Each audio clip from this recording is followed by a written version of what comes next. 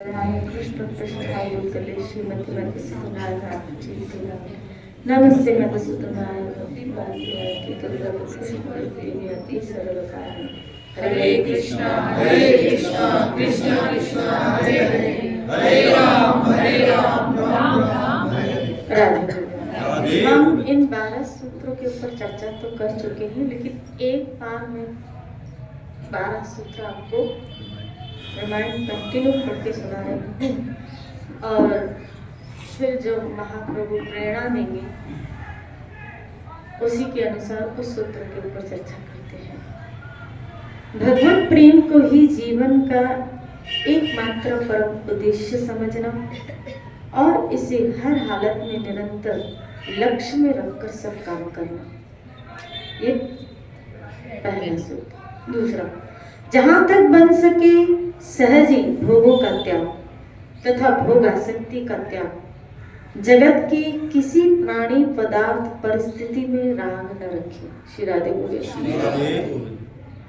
कहने में बहुत सूत्र, पढ़ने में तो पढ़ लेते, लेकिन अगर जीवन में उतारने जाए तो किसी ने भी पता है हमारे बंधन का कारण क्या है। हमारे बंधन का कारण क्या है, या हमारे जन्म मृत्यु का कारण क्या है। हम बार बार जन्म क्यों ले रहे हैं, इस 84 के चक्कर में क्यों अटके पड़े, ये चक्र क्यों चल रहा है और अभी तक छूटा क्यों नहीं है। अभी तक आ रहे हैं, इसका मतलब है इसी चक्र में पिस रहे, पिसे जा रहे। और इसका सबसे बड़ा कारण जो बंधन का हमारे जीवन में बंधा, वो है राग का, वो है राग का। यहाँ बताया किसी भी प्राणी पदार्थ परिस्थिति में राग न रखे। आपका, हम सबका, हमारा कृष्ण के अतिरिक्त कहीं भी राग न रह जाए, इसकी चेतना हमको रखनी पड़ेगी, इसकी सूझ हमको रखनी पड़ेगी, इसकी जानकारी हमको अपने चित्त की रखनी पड़ेगी। साधक मतलब सूझ वाला साधक, जो अपने आप को टटोले, जो अपना विश्लेषण करे कि कहीं शरीर वाले, कहीं कोई जगह, कहीं कोई वस्तु, कहीं कोई ऐसी परिस्थिति या कहीं कोई ऐसा व्यक्ति तो नहीं रहेगा मेरे जीवन में, क्योंकि कृष्ण ने गीता में कहा है माम एकम, मुझ अकेले की। मुझे देखो, कृष्ण खुद बटे हुए कृष्ण खुद गोपियों को कहा मेरा प्यार, तो कृष्ण खुद बटे हुए हैं, लेकिन कृष्ण को बटा हुआ पसंद नहीं है। खुद बटे हुए हैं लेकिन कृष्ण को बटा हुआ नहीं चाहिए, हम बटे हुए नहीं चाहिए, क्योंकि वो पूर्ण है। पूर्ण होने के कारण वो सबके साथ निर्वाह कर सकता है। इसीलिए तो जब रास हुई है तो रास में क्या हुआ है, कृष्ण ने कितने स्वरूप अपने धारण कर लिए। प्रत्येक गोपी को लग रहा है कि कृष्ण मेरे साथ है। वो पूर्ण है, वो पूर्ण अपने आप को अनेकों में विभक्त कर सकता है। 16,108 रानियां हैं तो 16,108 रूप कृष्ण के बने हुए। जीव अपूर्ण है, अपूर्ण होने के साथ साथ उसमें ये क्वालिटी नहीं है कि वो अपने आप को विभाजन करने के पश्चात, बांटने के पश्चात अपने आप को पूर्णतः एक में संविहित कर सके। श्री राधे बोले।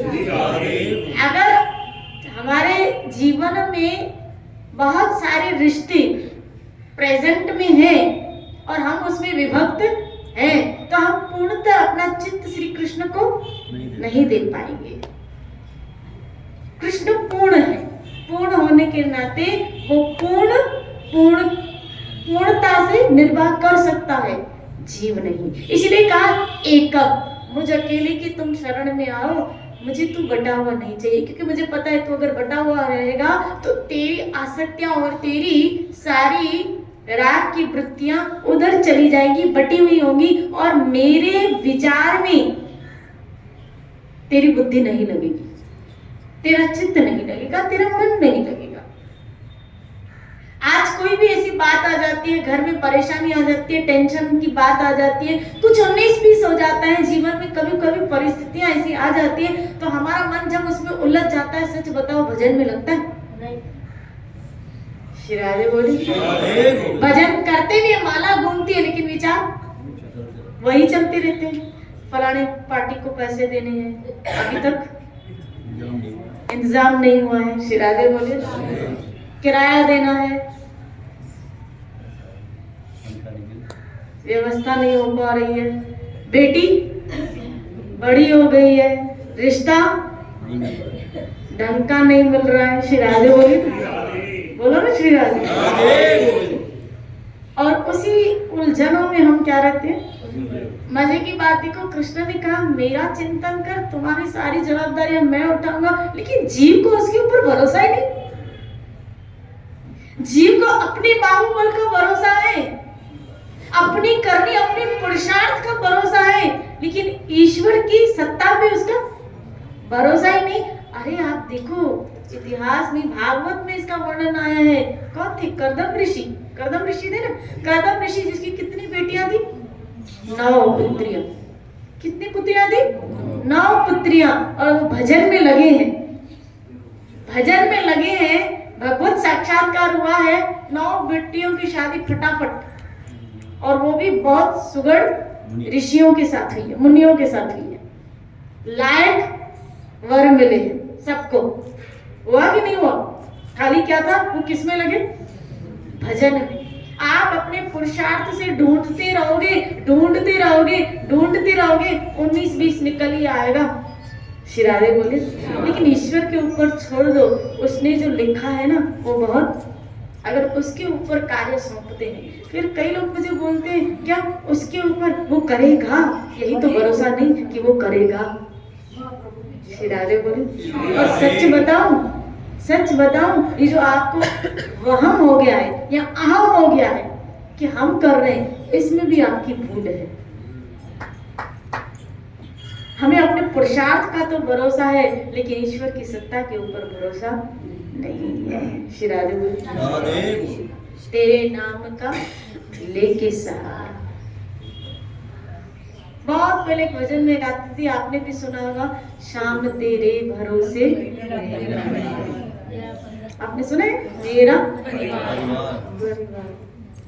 कन्हैया तेरे भरोसे मेरा परिवार, तू ही मेरे नाव का माझी। श्री राधे, तू ही पतवार। भक्तों का सहारा, आधार। अगर आप भजन के सहारे अपना जीवन बिता रहे हैं, आप देखना गाड़ी ऐसे चलेगी, आपको पता भी नहीं चलेगा। आपके कार्य ऐसे हो जाएंगे, पता भी नहीं चलेगा। श्री राधे बोलो ना, श्री राधे।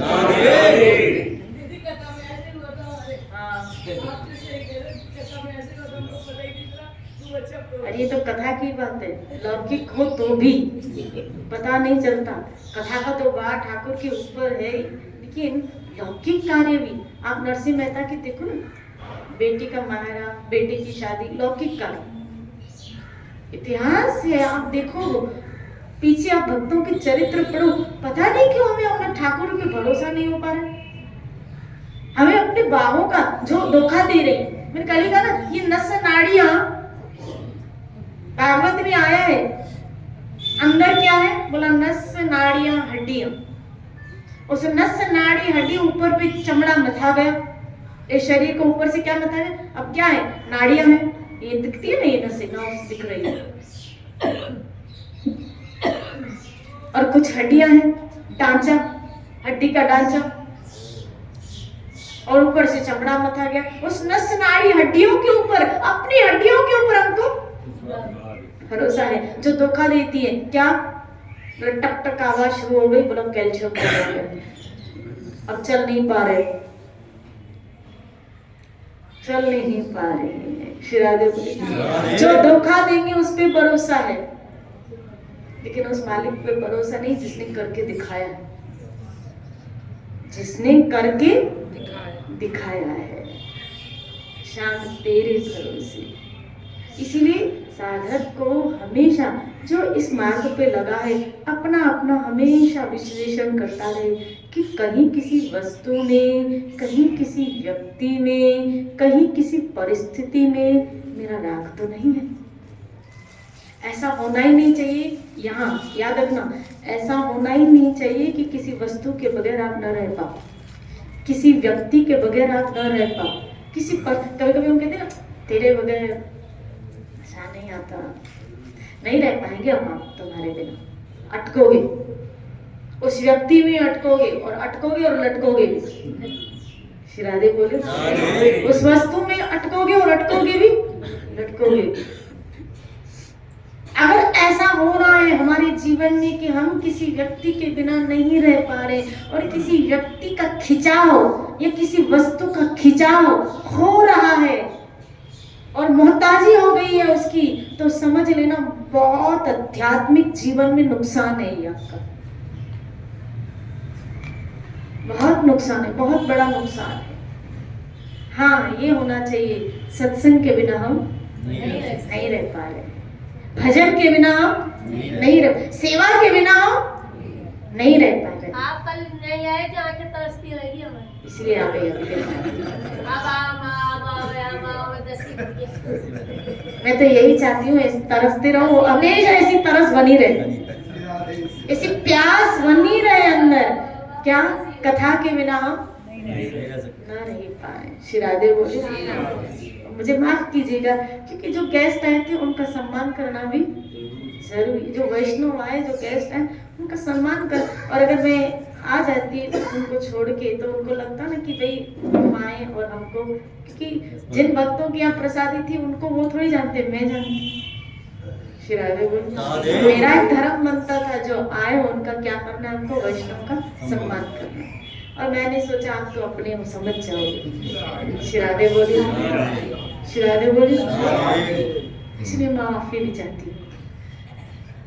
लेकिन अब आप थोड़े बड़े हो गए, लेकिन प्यास बनी रहनी चाहिए, प्यास बनी रहनी चाहिए, राग इसमें होना चाहिए, व्यक्ति में ना हो के संत में। देखो कैसे चेंज करना है आपको, व्यक्ति में ना हो के संत में राग चला जाए, वस्तु में ना हो के, किसी वस्तु में ना हो के, माला में, भगवान के किसी स्वरूप में, भगवान के किसी स्वरूप में। गोविंद देव जी करे दर्शन नहीं के मन बेचैन हो रहा है, ठाकुर जी की कोई सेवा पूजा नहीं कि मन बेचैन हो रहा है। इसीलिए हमको अपने राग को ट्रांसफर करना पड़ेगा, चेंज करना पड़ेगा। यहाँ किसी भी वस्तु व्यक्ति में राग न रखें, कृपया प्लीज प्लीज अपना विश्लेषण करें। अगर आप हम सब इस भौतिक जगत से निकलना चाहते हैं तो, अगर हमने फैसला कर लिया कि अब हमें यहाँ वापस नहीं आना है, तो यहाँ मत अटकना। यहाँ अटकने का कारण ही बना था कि हम अभी तक यहाँ हैं। जितनी बार यहाँ आए हैं ना कहीं अटके हैं, क्योंकि यहाँ अटके जिनके कारण उनके लिए हमने कर्म किए थे, उनका फिर भुगतान करने के लिए हमको आना पड़ा। अगर यहाँ किसी में नहीं अटकोगे तो अनासक्त हो जाओगे, और अनासक्त होकर कर्म करोगे तो फिर उस कर्म का रिवर्ट नहीं होता है। क्या अनासक्त हुआ किया हुआ कर्म आपको बंधन से मुक्ति की तरफ लेके जाता है। यहाँ आके हम सीखते हैं एक अनासक्ति और दूसरा कर्म करने की शैली। आपको किसके लिए कर्म करनी, आपको किसके लिए कर्म करने, यही गीता में कृष्ण ने समझा ना, कृष्ण भावनामृत में कर्म योग। एक है कर्म योग, कर्म करने, वहां अनासक्ति में आना है। इस जगत में यहाँ बताया ना, एक भगवान जो भी कार्य करो वो ईश्वर के सेवा समझ के करो, भगवान की सेवा समझ के वो कार्य करो। अब ये वृत्ति, ये विचारधारा कैसे आएगी कि ये सब प्रभु का, तो क्योंकि ये जगत कृष्ण ने बनाया, कृष्ण ने ये ब्रह्मांड बनाया, कृष्ण ने ये जगत बनाया, और इस जगत के हम एक हिस्से हैं। जैसे देवी देवता इस सृष्टि के कार्य में सेवा कर रहे हैं, इसी तरह हम सबको भी उन्हीं का अनुसरण करते हुए इस सृष्टि की सेवा करनी है। तो आप भी देवता बन गए। सूर्य क्या कर रहा है सृष्टि की, सेवा कर रहा है। यमराज तक यहाँ पर क्या कर रहा है? सृष्टि की सेवा कर रहा है। भगवान शिव विनाश के रूप में सृष्टि की क्या कर रहे? सेवा। ब्रह्मा जी क्या कर रहे? देखो, आप देखो, सृष्टि रचना करना अपने आप में एक बहुत बड़ा रजोगुण है और अपने आप में एक बहुत बड़ी उलझन है। आप एक छोटी सी सृष्टि का विस्तार करते हो, अपनी छोटी सी सृष्टि का विस्तार करते हैं। विवाह किया, बच्चे पैदा किए, अपनी सृष्टि का क्या किया? विस्तार किया। उलझन में नहीं है, फंसे हुए नहीं है। तो ब्रह्मा जी ने पूरी सृष्टि का विस्तार किया, लेकिन फिर भी उलझे हुए नहीं है। क्यों? फिर भी ईश्वर की स्मृति में, और जब भी अटकी, आप देखो हिरण्यकशिपु में अटकी तो भगवान ने आके तो सहायता करी। बड़ा रूप लेके हिरण्यकशिपु नरसिंह रूप लेके ब्रह्मा जी के वचनों को रमान रखा और उनकी सहायता करी उनके वरदान में। तो ऐसा क्यों? वो इतने बड़े ब्रह्मांडों की रचना करें फिर भी नहीं उलझ रहे, और हम एक छोटी सी सृष्टि की रचना करें और हम इसमें उलझ रहे।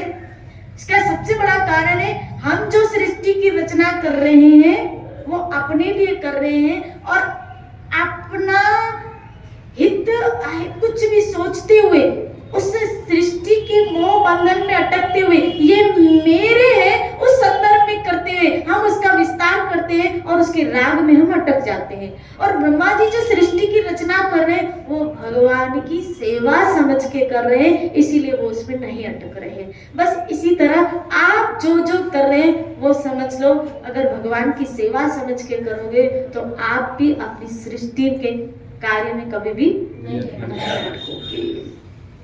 जो है ये मैं गोविंद की क्या कर रही हूँ, ये सृष्टि विस्तार भी मैंने। अब देखो भागवत के दूसरे या तीसरे स्कंद में आया राजा प्रियव्रत का चरित्र, चौथे स्कंद प्रियव्रत का है। प्रियव्रत और उतानपाद दो आपस में भाई हैं। किसके पुत्र हैं?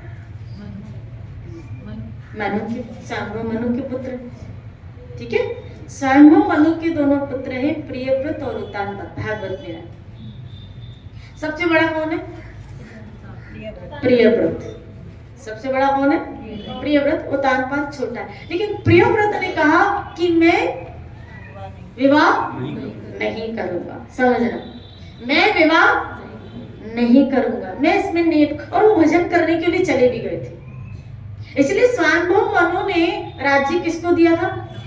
उतानपाद को। लेकिन फिर स्वयंभुव मनु ने ब्रह्मा जी को कहा, आप प्रियव्रत को समझाइए कि सृष्टि विस्तार के लिए वो विवाह करें। ब्रह्मा जी आते हैं, प्रियव्रत को समझाते हैं, और जब समझाते हैं तो प्रियव्रत उनके कहने पे राजी होता है। जब वो समझाते हैं कि तुम भगवान की सेवा समझ के ये दायित्व, ये कार्य करो, और उन्होंने ऐसा ही किया, अपना हित न देखते हुए भगवत सेवा। अगर आपके, फिर आपको देखो, जो भगवत सेवा समझता है ना, वो लोक हित के लिए कार्य करता है, लोक हित के लिए। आपके जो भी इर्द गिर्द होंगे, आप हमेशा फिर, अगर सेवा का भाव आ गया, भगवत सेवा का भाव आ गया, तो हमेशा जिस जीव के अंदर भगवत सेवा का भाव आता है, वो उसके अंदर फिर जीव हित का भी भाव आ जाता है कि इस जीव का हित, इस जीव का कल्याण फिर किसमें होगा। अगर भगवत सेवा का भाव आया है तो फिर आपके इर्द गिर्द जो भी होंगी, फिर चाहे आपकी संतान होगी, चाहे आपका पति, चाहे आपकी पत्नी, चाहे आपके बच्चे, चाहे आपके इर्द गिर्द जो भी होंगे, आप हमेशा उनका हित चाहोगे। और आप, हम सबको पता है क्या, इन सब का हित तो मात्र श्री कृष्ण के साथ जुड़ने में ही है। भगवान की सबसे बड़ी सेवा इस जगत में धर्म की स्थापना है, क्योंकि वो ये कार्य करने के लिए वो खुद भी आते हैं। यदा यदा ही वो ये कार्य करने खुद भी। और आप बड़े सर्कल में न सही, दीपक न बन सकते, सूर्य न बन सकते, एक छोटा दीपक बन जाओ। तो ब्रह्मा जी ने पूरी सृष्टि को लिया, तुम अपने घर के चिराग तो बन जाओ, वहां आध्यात्मिकता का दीप जलाओ। अगर एक एक परिवार, देखो महाप्रभु चैतन्य ने जब आए थे ना ये सब जब रथ यात्रा थी, तो सब कुलीन ग्रामवासी, नवद्वीप वासी जब महाप्रभु के पास आए और 4 महीने सारे गृहस्थी काम काज छोड़ के महाप्रभु के साथ रहने लगे और उन्होंने निर्णय लिया कि अब हम नवद्वीप वापस नहीं जाएंगे, महाप्रभु के साथ रहेंगे। सबने ये निर्णय लिया कि हम वहां नहीं जाएंगे, हम आप ही के साथ रहेंगे, हम यही रहेंगे। तब महाप्रभु ने कहा नहीं, ऐसा नहीं कर। क्या कहा था महाप्रभु ने, किसी को याद है? चैतन्य लीला क्या कहा था महाप्रभु ने, क्या ऑर्डर दिया था उन सबको?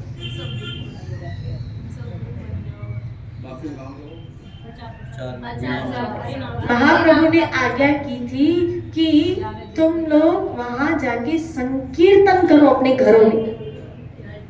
तुम गृहस्थी हो तो तुम संकीर्तन करो, कीर्तन करो अपने अपने घरों में, और वहां कीर्तन का क्या करो, विस्तार करो, ये मेरी सेवा करो। यहाँ रहने से अच्छा है तुम वहां जाके क्या करो, घरों में कीर्तन की शैली का विस्तार करो कि सब घर घर में क्या होता जाए, कीर्तन होता जाए। और ऐसा ही हुआ। श्री राधे बोली कि मेरे कार्य में क्या करो, तुम सहयोग करो। जब आप कीर्तन में भाग लेते हैं और अपने परिवारों में कीर्तन का आयोजन करते हैं, तो आप महाप्रभु के कार्य में एक सहयोगी बनते हैं। बोली भगवान की, जब आप धर्म के कार्यों में आगे आते तो भगवान की सेवा में आप सहयोगी बनते कि जो कार्य भगवान करने नीचे आते हैं धर्म की स्थापना के लिए, आप उस कार्य में हाथ बटा रहे हैं कि अपने ही क्षमता के अनुसार आप जगह जगह पे धर्म की क्या करें, स्थापना।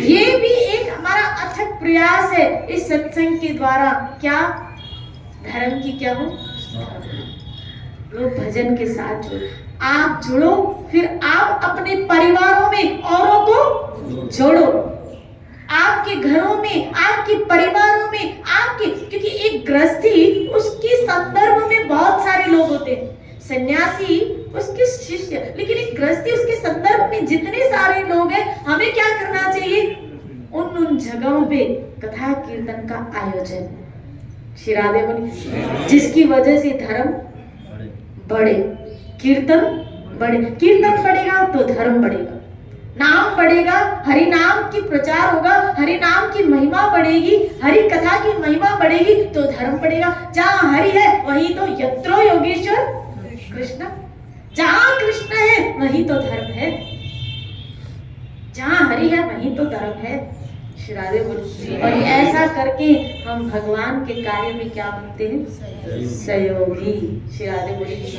तो यही यहाँ बात बताई गई, क्या इस जगत में जो भी कार्य करने हैं वो भगवान की सेवा समझ के करने हैं। श्री राधे बोली।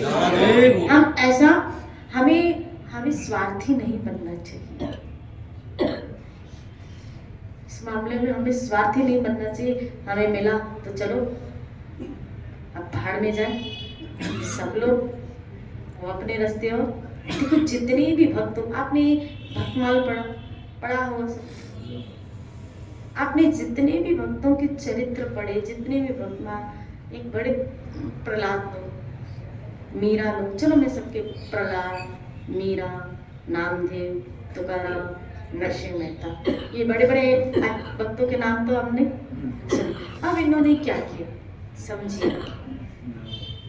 आइए मीरा को लेते हैं, आइए मीरा को लेते हैं। मीरा ने खुद भी गाया है, खुद भी भक्ति की है, और फिर आया मीरा गली गली हरि गुण आया, खुद भी की है और गली गली हरि गुण को नानक देव जी ने खुद भी किया। आप जब भी और उनको गली गली गए हैं, गांव गांव गए हैं, गांव गांव। वल्लभाचार्य गुजरात के समस्त समुद्र शहर शहरों में गए, हरि नाम का नहीं। नरसिंह मेहता सौराष्ट्र के समस्त राज्यों में उन्होंने भक्ति का क्या किया, खुद भी किया और आप देखो यहाँ तक आया कि जब उनके घर में कुछ संत आए, वैष्णव आए, भोजन प्रसादी की आदि व्यवस्था नहीं थी, तो एक तेल का एक किराने वाले के पास जबरदस्त में वो लेने गए, तेल लेने गए, और वहाँ कहा मैंने सुना आप कीर्तन बहुत अच्छा करते हैं, बोला तेल दूंगा लेकिन पहले थोड़ा कीर्तन सुना लीजिए। हमें भी ऐसा कहते हैं, एक भजन सुना लीजिए ना, आए तो है, भोजन पाया तो भजन भी बताइए। शिरादे चुराना पड़ता है, शिरादे बोले, और हमें अच्छा लगता है, हमें तो अच्छा लगता है, क्योंकि साधु को क्या चाहिए, हमें तो अच्छा लगता है। आप हमसे ये कैश करवाया करो, करवाया करो, शिरादे बोले, शिरादे बोले, कुछ सुनाओ, अब सुनाओ, अब वो सुनाने लग गए तो उनको तो टाइम का पता ही नहीं चला, सुनाने लग गए, सुनने वाला भी खो गया, सुनाने वाला भी खो गया, सुनने वाला भी खो गया, सुनाने वाला भी खो गया, और दोनों ऐसे खो गए कि भगवान को चिंता हुई, वहाँ संत आए, ये दोनों खोए हुए हैं, तो वहाँ तो ये भूखे निकल जाएंगे और उसका नाम खराब हो जाएगा। और खुद नरसिंह मेहता का रूप बना के उन संतों को पवाया है, सब संतों को पवाया है, और सब संत पवा के जब गए, शाम हुई, संध्या हुई, नरसिंह मेहता जब कीर्तन पूरा किया, अरे वो वहाँ तो कितने संत बैठे हुए, तुमसे तो बड़ी महाराज, हमने तो कीर्तन का, और कीर्तन में तो हम गए तो देखा संत कोई तो अता पता नहीं, किसी का नाम, अरे भाग्यवान, मुझसे तो बड़ी गलती हो गई। बोला क्या गलती हो गई, सबको पवाया तो खरी, और कितने राजी होके गए सब, अरे कैसे, शिरादे बोले क्या किया, खुद भी किया औरों को भी करवाया। शिरादे बोले नामदेव को देखो, चोखा मेला को देखो, तुकाराम जी को, अरे तुकाराम जी के जीवन चरित्र में तो आया कि जब सत्संग करते हैं, एक बार तुकाराम जी के जीवन में आया, सत्संग कर रहे हैं और सत्संग में बहुत सारे गन्ने आए, प्रसाद में कोई देके जाते हैं ना, जैसे आप लोगों में कभी कोई मिठाई का डब्बा लेके आता है, कभी क्या लेके आता है, कभी तो ऐसे कोई बहुत सारे गन्ने लेके आए, गन्ने की फसल होगी तो बहुत सारे गन्ने लेके आए। अब संत का स्वभाव है, जो आता है वो बांट देता है, उन्होंने भी बांट दिया, उसकी पत्नी को पता चला बहुत सारे गन्ने आए थे, और अंत में वो एक गन्ना उसके इसलिए लेके आए, बोला ये लो प्रसाद, बोला एक गन्ना, मैंने तो सुना था बहुत सारे आए थे, ये एक भी उसको मार दिया, ऐसे मारा, बोला ये एक लो, तुम ही लो, एक के 2 टुकड़े हो गए, इतना जोर से मारा था, एक के 2 टुकड़े, बोला अरे वाह भाग्यवान, देखा 2 हो गए ना। शिरादे बोले लो, ये 2 हो गए, एक तू ले गई, मैं लेता, शिरादे बोले, बोलो ना शिरादे, एक तू ले, मैं लेता। क्या किया उन लोगों ने, खुद भी गाया, दूसरों को भी गवाया, खुद भी भजा, दूसरों को भी भजन कराया। दीदी उसी श्रृंखला में संडे के संडे अपने भी कोई बाहर है प्रोग्राम? मैं तो करवाई थी। सब मिलके यहाँ से 4 बजे थोड़ा गोलदेव तक चले, गुरुलाल जी चले, कहीं भी आप पवन लगे चले, यहाँ तो अपन को सब पाई है, उनको भी सबको नाम मिल जाए। करेंगे, ये भी करेंगे। शिरादे बोले, बोलो ना श्रीराम। तो आप सब गृहस्थी हैं, महाप्रभु की आज्ञा है, आप अपने अपने क्षेत्रों में अपनी क्षमता के अनुसार,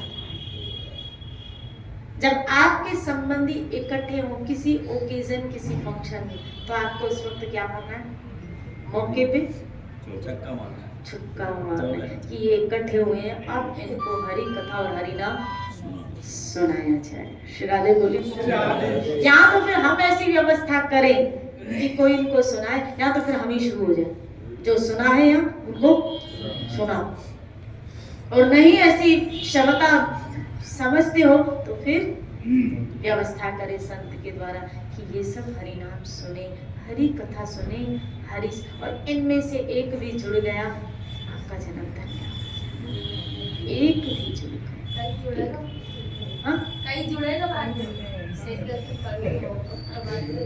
शिरादे बोले करेंगे, बिल्कुल करेंगे। शिरादे बोले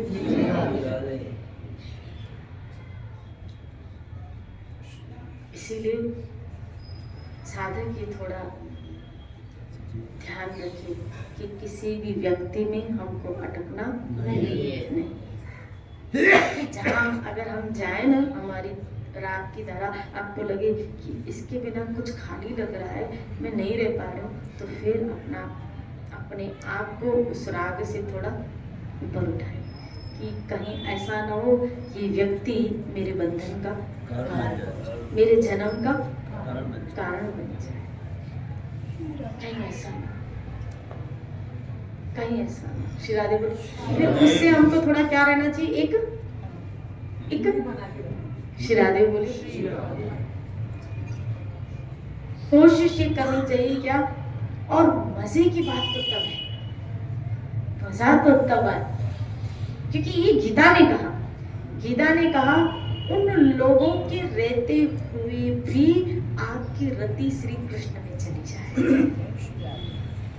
मजा तब है कि वो है, लेकिन उसके पश्चात भी हमारी रति घर में मौजूद है वो व्यक्ति, लेकिन हमारे फिर भी घर में पुत्र गोपी के मौजूद है, उसका पति मौजूद है, लेकिन फिर भी वो सोच कृष्ण के लिए रही है।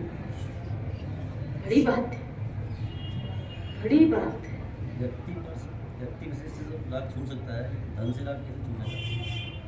धन से राग कैसे छूटेगा? बहुत अच्छा प्रश्न है। जब धन की सच्चाई का पता चलेगा, कल इस पे चर्चा करेंगे। मुझे याद दिलाना आते कि हम लोगों का धन से राग कैसे छूटे, धन से राग कैसे छूटे। श्री राधा गोविंद भगवान की जय जय श्री राधे, जय जय श्री राधे, निताई गौर।